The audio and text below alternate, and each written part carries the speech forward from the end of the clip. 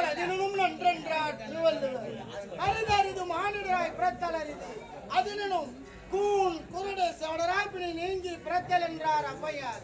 அதுக்கேற்பார் போல கடமை கண்ணியும் கட்டுப்பாடு அனைத்து சேர்த்து தாழ்த்திரு நாட்டிலே மங்களபுரி நாட்டை ஆண்டு வரக்கூடிய மார்த்தாண்ட மன்னருக்கு 2 செல்வங்களாக பிறந்து மூத்தவனுடைய பெயர் எழிலரசர் என்ற பெயரோடு வாழ்ந்து வருகிறேன்.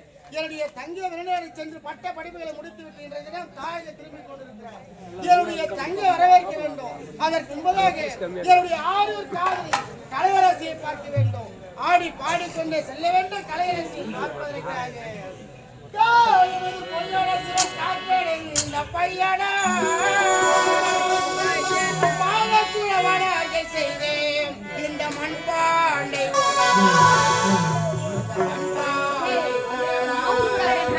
உருண்டையான ஓர் உலகம் அது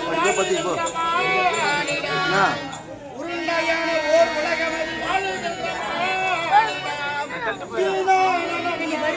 வாழ்வதே பெரும் வாழ்வதே அப்படி